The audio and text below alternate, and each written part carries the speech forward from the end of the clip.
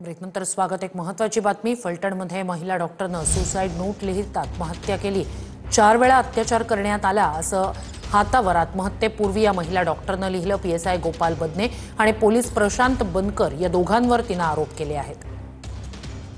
ते 2 वर्षापासून medical officer म्हणून कार्यरत होते, परंतु मागील 1 वर्षभरापासून तिला नेहमीच पोस्टमॉर्टमची ड्युटी लागायची आणि पोस्टमॉर्टम करत असताना तिला राजकीय यांच्याकडून किंवा पोलिसांकडून प्रेशर असायचं की हा असा रिपोर्ट द्या, फिट असेल तरी अनफिट द्या, अनफिट असेल तरी फिट द्या।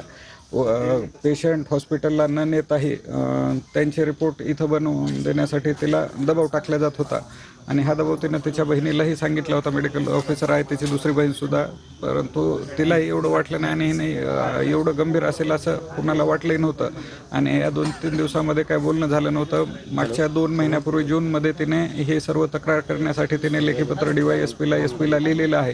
त्याची पोचपावती आमच्याकडे आहे, परंतु त्यावर कोणतीही कार्यवाही झालेली नव्हती। कॅमेरामन आमिर शेखसह संतोष नारोडे, TV9 मराठी, सातारा।